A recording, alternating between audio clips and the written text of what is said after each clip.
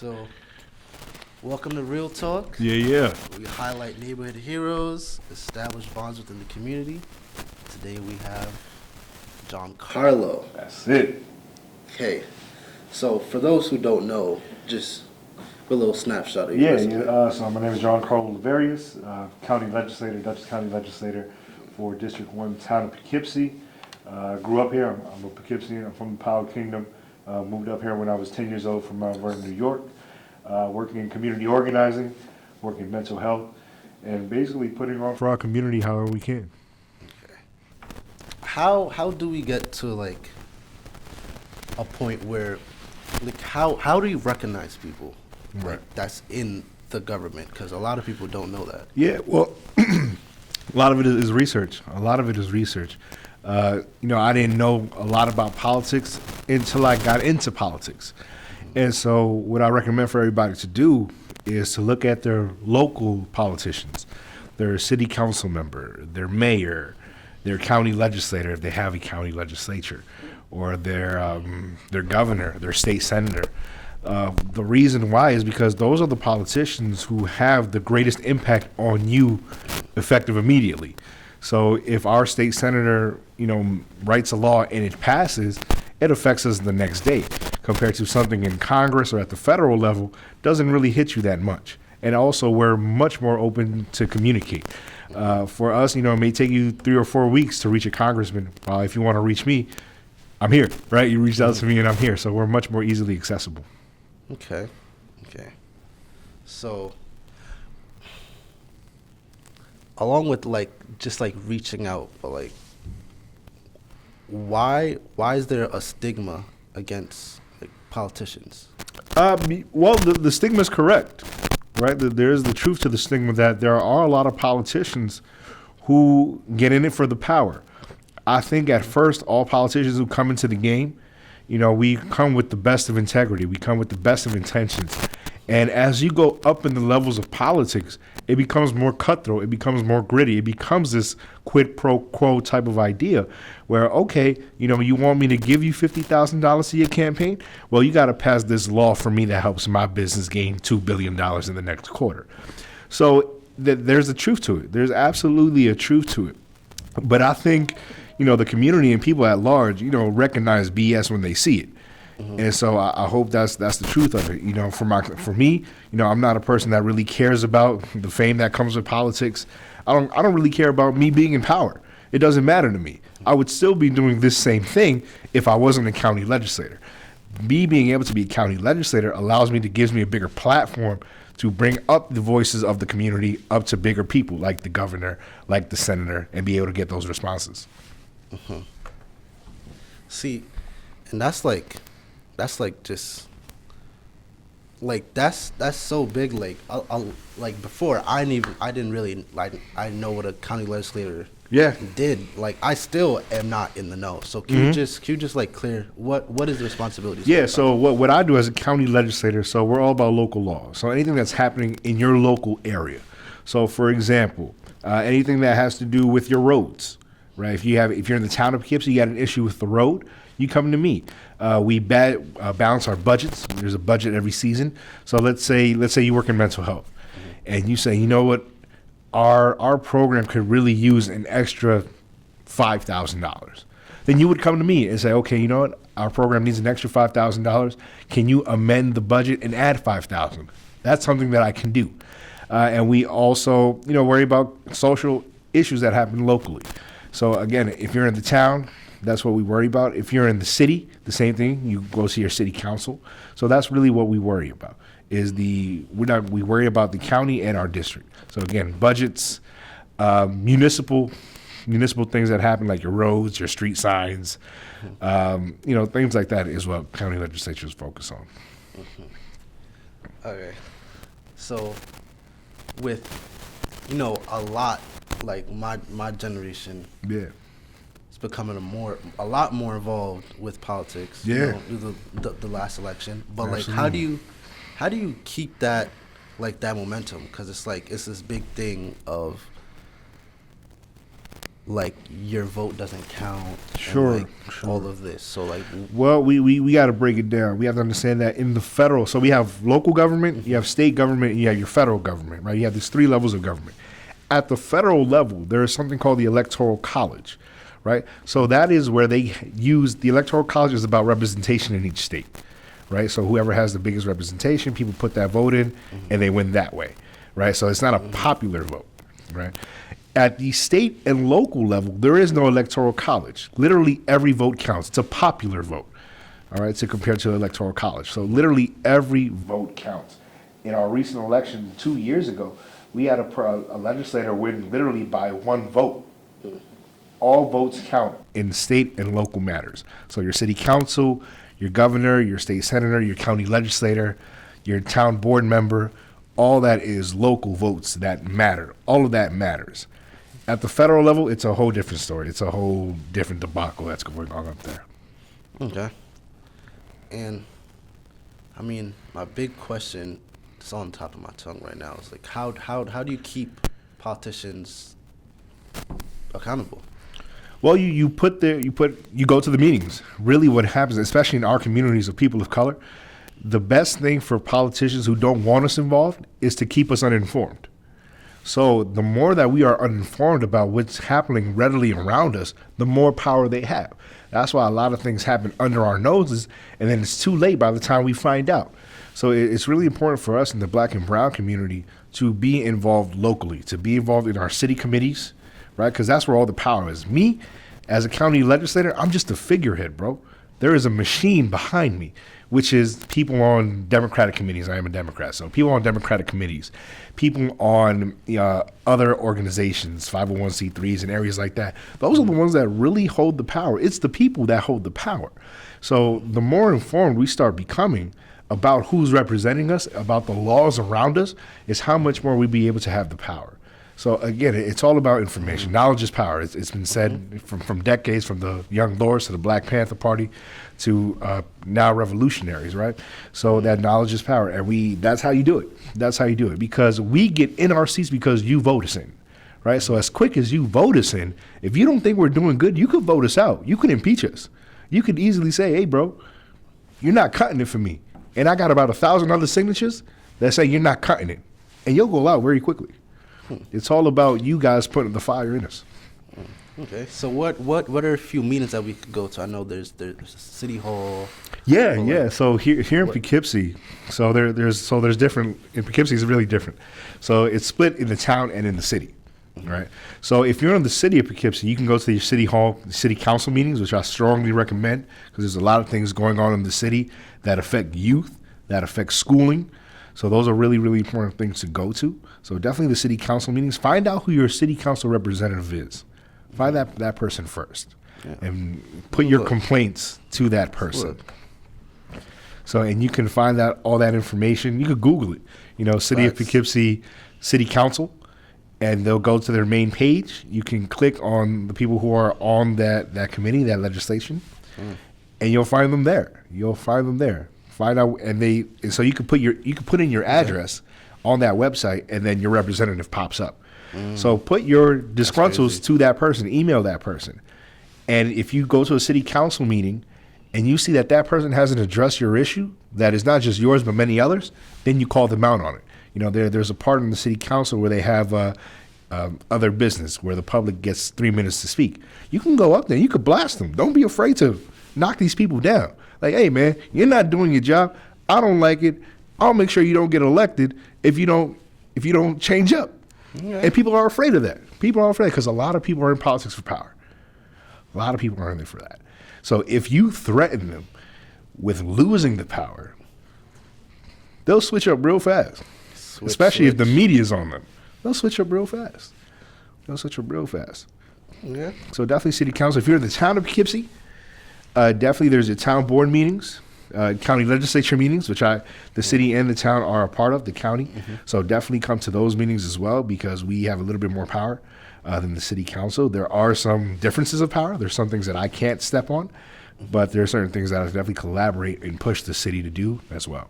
Okay. So definitely be aware of who your representative is. Check their history out. Okay, what have you done in the past? What have you done since you've been in? What are your plans for the future? And if they don't coincide for what you want, then that person shouldn't be your representative. And if they are, then tell them, okay, you're in now. This is what we want. We want an agenda. This is our agenda.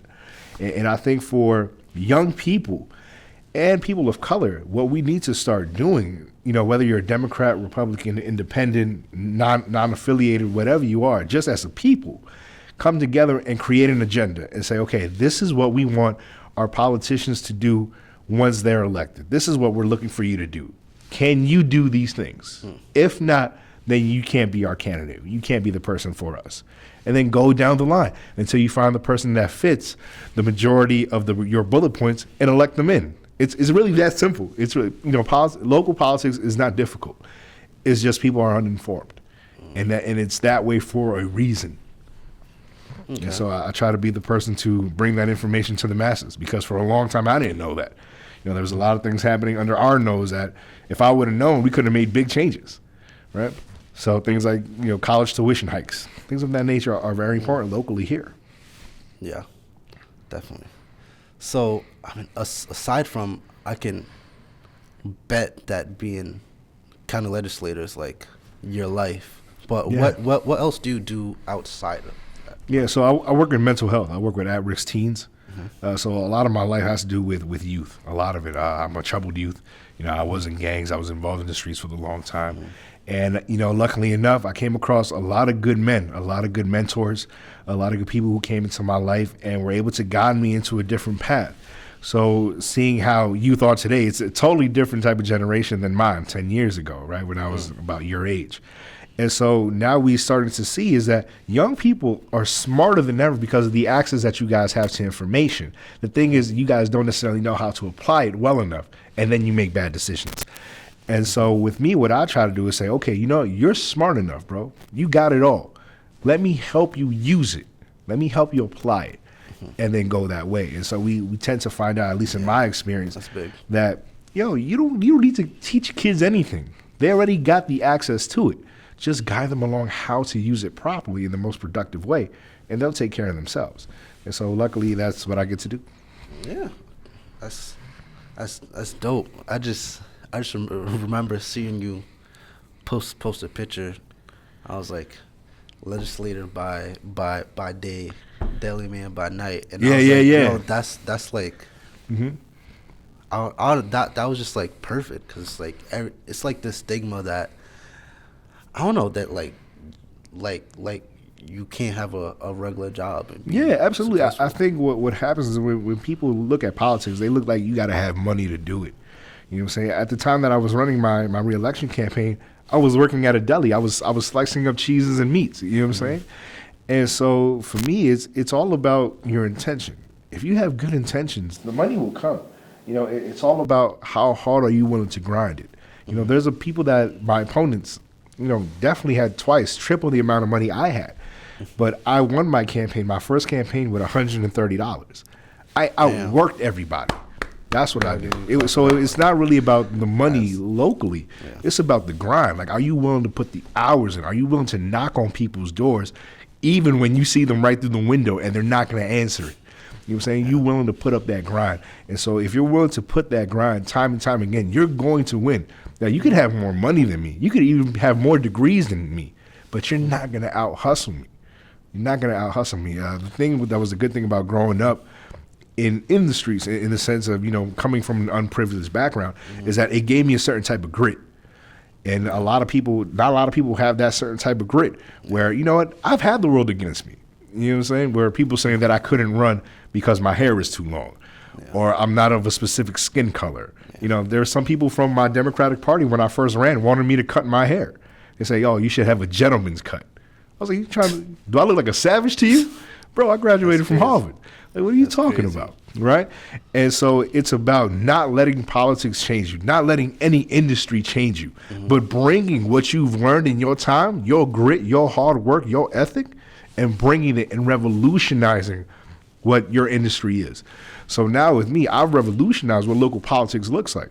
People now are starting to see that, you won with less than $200. When people say that you need 10 grand to run, I can do this anytime now. And so that's the best thing about it. In politics, like anybody can run it as long as you have the grit.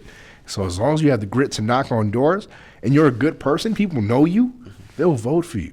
They'll vote for you. So it's not always about the money. Okay.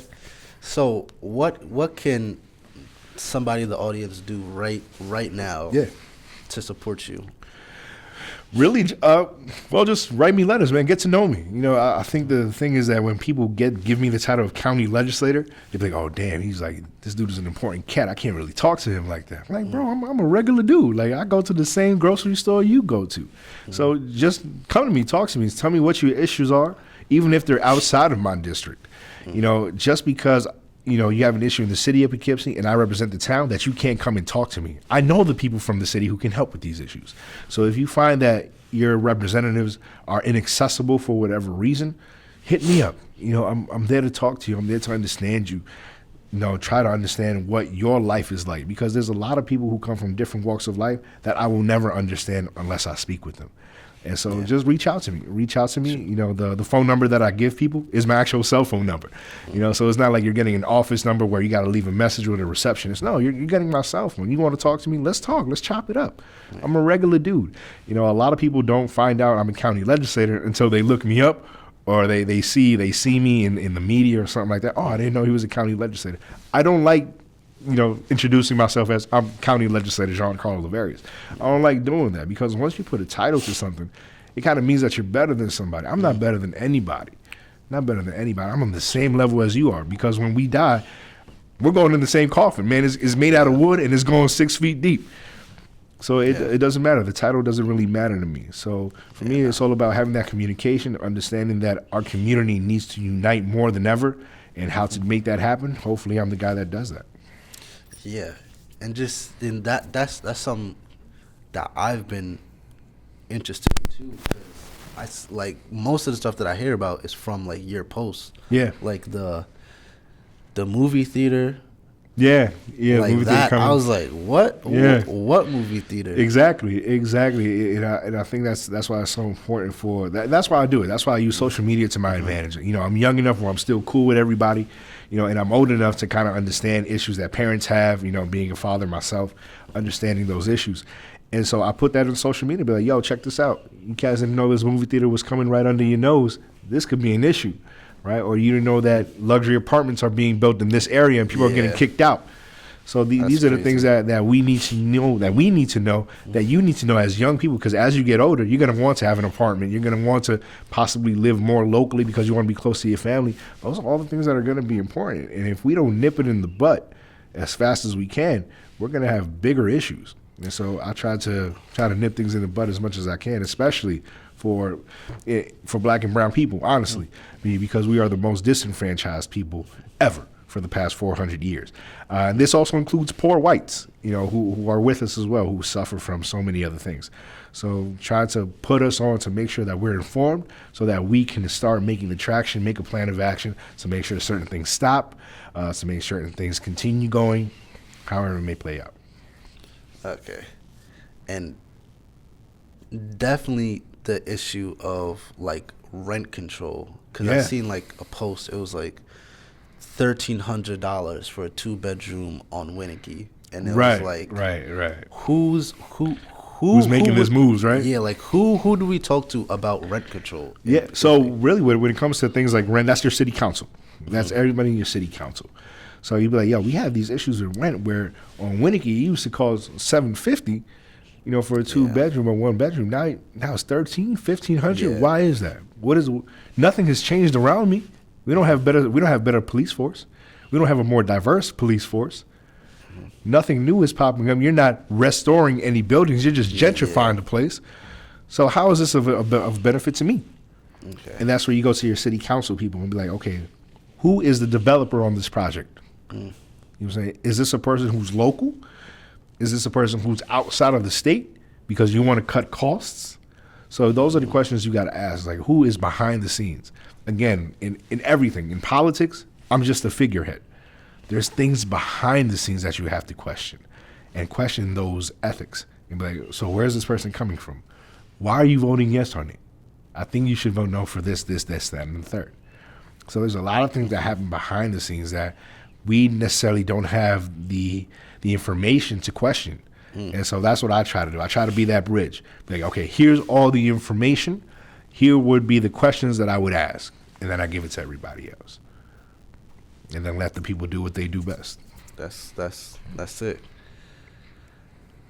Yeah, I mean, speaking of that, it's like for something that's like so like dependent on social media, like what is your strategy with that? Like, is it just, like post whenever you get something, right, or is it like? Well, I try to be strategic when it comes to social media. There was a long time that I worked in marketing, and so in terms that I've learned in marketing, there's always a specific time to post on a specific platform, right? So I kind of use that metric to when to post. If I find like it's something really, really urgent and it has to go out immediately, then I do that no matter what time it is.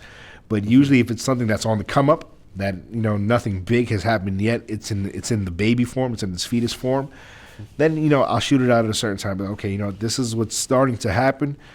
Keep an eye out on this. I'll keep informing you as it develops, but definitely keep an eye on what's happening, like the movie theater, right? So nothing is set in stone with that yet, but it's something to keep an eye on. So okay, when the movie theater, if and when it does get here, what is going to happen to the apartments surrounding it? You understand what I'm saying? Are you going to charge higher because there's a movie theater now? What's it going to look like in terms of, we have a movie theater on Route 9. How is that going to benefit us in the city? Okay, we may not have to travel to Route 9 because we have something locally, but how does it really help the local economy? Okay. And how much control does, I'm guessing, the council have over that? Like, can they? All of it. The city council really has a lot of power. A lot of power. When it comes to city issues, the city council is the direct line. I wouldn't even worry about the county legislatures. You know what I'm saying? I would directly worry about the city council, especially the mayor. So I would go for the mayor, be like, Mayor, why is this coming here? Who's developing this? How is it going to affect us in the positive to the people who already live here? Is it going to drive out the person or the family who has lived in their apartment for 30 years, but then now can afford the rent because of this movie theater coming or these other types of buildings that are coming around it? Those is when you go to the city council and you kind of pressure them. Because a lot of these cats make backdoor deals under your nose because they'll get $50,000 to the campaign. Cut all that. Okay.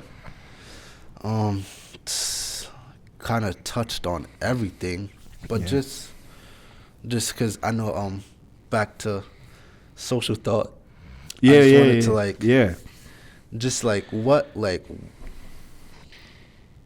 where does social thought come into this, or if so the Social Thought podcast was created by Mike Davis. So he's really the main creator of it. It started about 10 years ago. Actually, we've been working on it for 10 years. So we started when we were like 18, 19. It's right now. Yeah. So just basically what you're doing right now. So we started here at Dutchess. We were here students at Dutchess. We ran a program called Rap, Poetry, and Music, which was RPM. And you started that? Yeah. That's so it was huge at that time. We had the lecture hall filled. We had a band where I played the drums, Mike Johnson played the keys. And so Social Thought was at that. So we wanted to shed a light on community thing, really what you're doing right now with Neighborhood Heroes, with Real Talk. We wanted to do the exact same thing because we felt that there was so much talent here in Poughkeepsie that we weren't getting noticed because of New York City. And so we wanted to shed a light on that. As we got older, of course, I went to college, everybody separated, everybody went through their own lives. So it's about a year ago now that we decided to come back together now that we're older, now that we have much more information and we're in our professions, that, we can bring some value to our people now. Myself as a politician, I come into Social Thought as a contributor, as a co-host, and speak on politics and how what's happening in the White House affects us locally and how it affects young people, people of color, poor people, everybody. And that's what I try to do. And so it's been 10 years in the making. So behind the scenes to get the 1 year of success that we've had. Yeah, so, interviewing Grammy Award-winning artists, when the Wu-Tang Clan, when their show came out on Hulu, we were one of the first people to broadcast there and do the interviews for Hulu. a Grammy Award-winning artist, Gordon Chambers, who wrote for Whitney Houston, Anita Baker, 10-time Grammy winner. We were the first ones to be at his home to interview him before NBC, before ABC. So we were the ones. So we beat major networks. Now in collaborations with, possibly with YRB and FUBU and other organizations that we have in plan. I can't spit it out right now, right? Because it's not solid. But things that we have in the work. But that's 10 years, a decade of grinding, right? So with you, I would say keep putting in the work, bro, because it's gonna crack. It's gonna crack in the industry, man. Keep doing it. It may not even take you 10 years. It may take you 5. By next year you probably be popping, bro. You know what I'm saying? What you do, I've seen your work and it's been phenomenal. So the thing is, you got to be continuous with the work. You got to be continuous, even on the bad days. You got to be like, you know what? I believe in what this can be. And once you start believing in what can be, anything is possible. Will Smith once said that when you believe in something, you have to be almost delusional about it. You got to be crazy about what you believe in because your vision has to be just like that. For me, when I got into politics, I was delusional about it. I knew I was going to win. Even when people were against me, I was like, I'm going to win. Nobody's going to tell me nothing. I'm going to win. And I ended up winning. And I became the first person of color in my seat ever. There was never a person of color in District 1 besides me. That's crazy. And so being able to break those barriers comes from being delusional, being crazy about what you believe in, despite what everybody may say. A lot of people have dreams, and for a lot of people, those dreams didn't work out. And just because it didn't work for them doesn't mean it's not going to work for you. You are a different breed. You're not cut from the same cloth. Yeah. So continue that work, and it'll work. With social thought, it's become huge. We've worked it. Absolutely, we've worked it. There was a time where we recorded from, our friend's bedroom to now we're starting to record in the studio. So we went from literally having 5 views a show to almost 1,000 views a show consistently every week. And so those are things that are benchmarks, that are good things. Those are goals that you need to have, man. And for everybody else, well, you can watch me as I grind. You'll be in the back seat. That's real. So absolutely. Actually, I forgot the next question, but for one thing that it's kind of been like this infectious spread of like business like growing in my generation, where it's like somebody's popping up with a clothing line, or like they're selling hair, they're selling eyelashes, or they're doing music and stuff like that. Yeah, sure. Yeah, so it's, you just give somebody advice that's just starting out like from scratch, probably because a lot of like misinformation is like just being spread, like even just something like as simple as like LLCs or choosing to be incorporated, and right. Just like what is the essentials that you need? Well, one, I would tell somebody to not rush. You got time. If you're 18, 19, 20, even if in your 30s, you have time. You got time to fail. You got time to, raise $100,000, lose $100,000, and gain $1 million. You have time.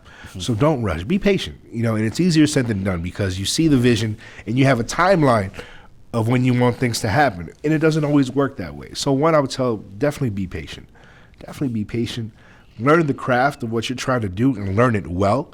I think what happens now with technology is people are just putting out stuff just to put it out there, and they completely forego the quality of things. So I rather have something of quality that takes more time than to have something that is easily accessible and doesn't fit all the spots that I need it to fit. So definitely be patient. Make sure that you're making quality, even if it costs you a little bit more, even if it takes a little bit longer of time. People are going to see quality. People are going to see that, and they're going to pay for it. If they're going to pay for it, if it's tried and true, they're going to pay for it. So definitely do that. Thirdly, mentorship. Find other people who are doing the same things that you are doing. Even if they're a little bit older, even if they're just starting out, you got to be with the same people who are doing what you're doing. Because what you're great at, the other person may not be, and you can give that person knowledge on what you're great at, and vice versa. So let's say you're great at editing, right? But you're not good at photography. Well, you go to the person and say, hey man, you got photos, I think they're really dope, I can edit them, And you know what? You bargain, be like, I'll edit your photos, but you become my photographer when I need you to shoot some flicks. And you guys make a bond that way. You know, and it's kind of cliche to say that, you know, you are the people you hang out with. That's exactly what happens, because there's an energy there. There's a synergy that happens. You know, when you're around people who do film, video, editing, you know, understanding each part of the industry. Because once you start understanding the bottom floor all the way to the top floor of the industry, there's nothing that anybody can tell you, because you already know each and every part of it. You know, a lot of people just want to shoot to the top and forget about the progress. You know, Blake Griffin once said that my college coach told me to fall in love with the progress of being great, right? And so the same thing for all of us. We have to fall in love with the progress of being great. And sometimes that's long hours. Sometimes that's failing multiple times and crying in your sleep. Like there's times where I've cried, man, was like, yo, I really want this to work out, and it's not happening, where I've been frustrated. But you take that frustration and you put it into production the next day. Be like, okay, this is what I need to get done. This is how to make it happen. And so definitely, so be patient.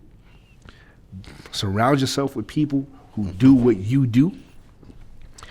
And, you know, mentors, man. Again, so mentors. Finding mentors to guide you along the path who have done it already, so that you don't make the same mistakes. And that's really the best way.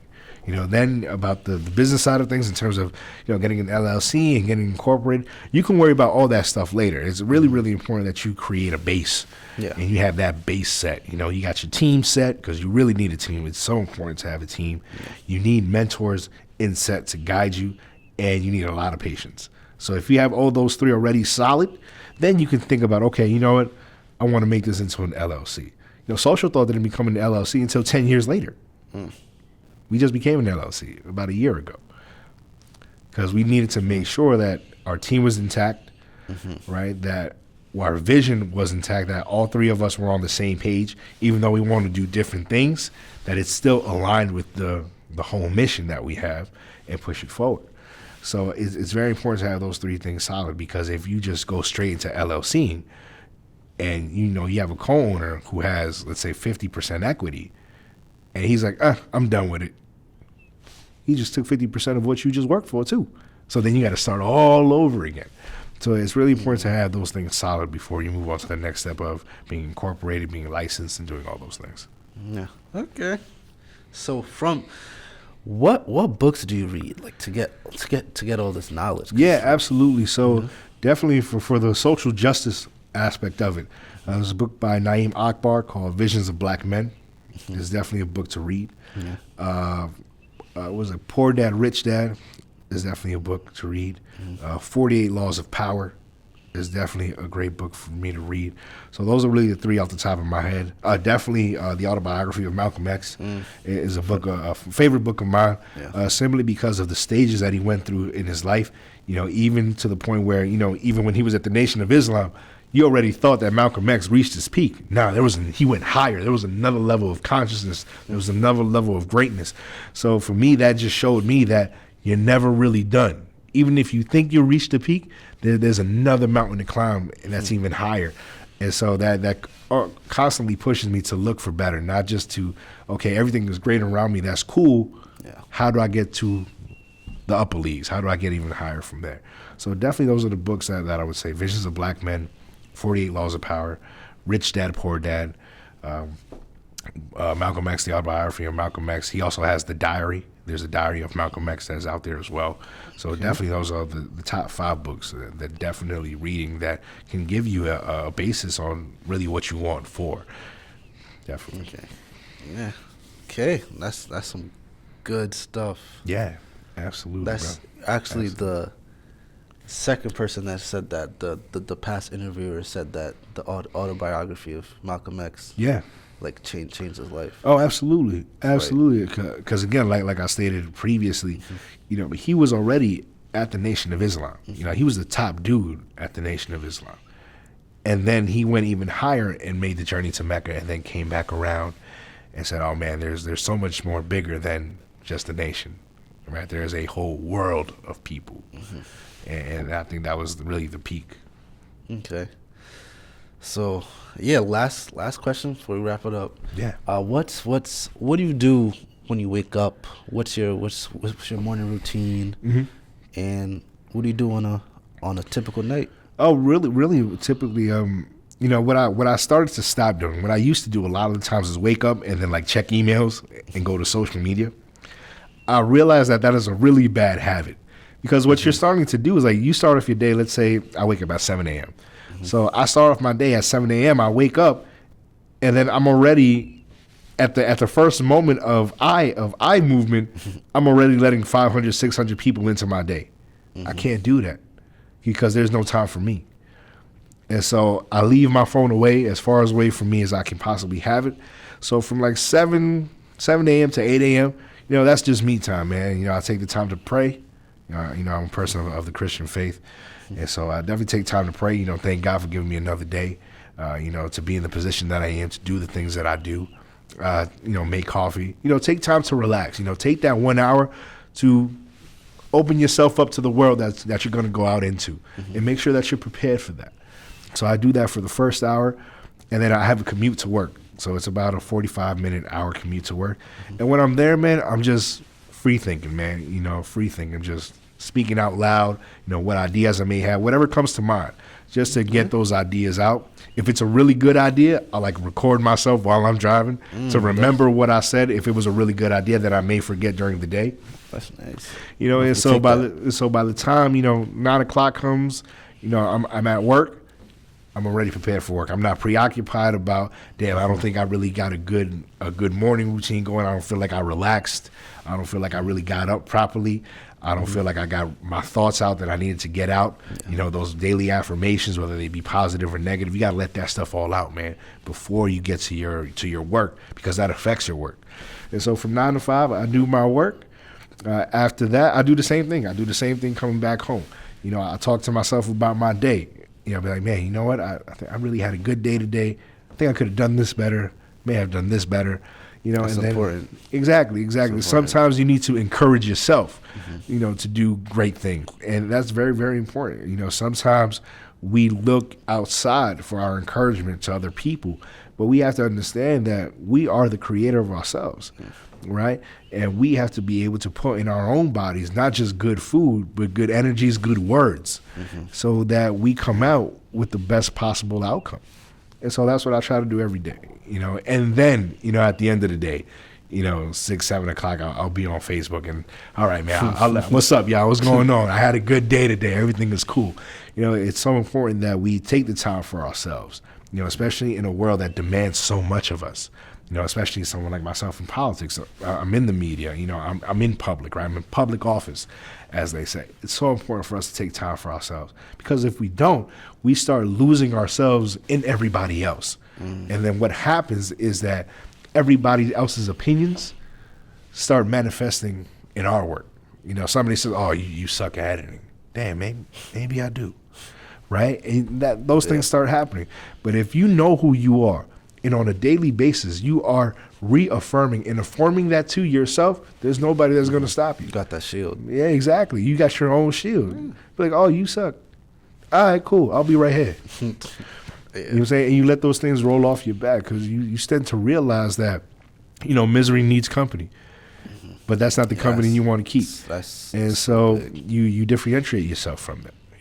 Doesn't mean you have to, disrespect that person or not be around that person, right? It's just, when it's time to call it quits and be like, hey, man, all right, I'm out. And you just make it happen that way. So that's how I do it. That's how I do it. That's why I call myself the prettiest legislator in Dutchess County, right? That's my brand, right? That's what I do. I am the prettiest legislator in Dutchess County. You know what I'm saying? If you think I'm ugly, that's fine. I think I'm good looking. I think I'm pretty, right? And I don't say that to be vain, right? Yeah. I say that in the sense that pretty could be anything, in the sense that pretty is anything that's positive in my life. And so, somebody could be pretty because they have a great personality. They don't necessarily have to be good looking in the face, right? Yeah. You could be a person who has a great personality, who has a great work ethic, who has a great understanding about how the whole world works. That's a pretty thing to me. That's beautiful to me. And I think that we need more of that. We need more people understanding the connections that there are here instead of the differences that are there. We always like to differentiate each other, whether it be by race, by religion, whatever it may be. The only race that truly exists is the human race. And we are divided up by these cultures, not necessarily races. We're divided up by cultures. And if we find out that our cultures are more similar than different, we can do so much more better. We can do so much more better, especially in the black and brown community. We could do a lot more better. Yeah. It's crazy. It is, brother. It is. So much.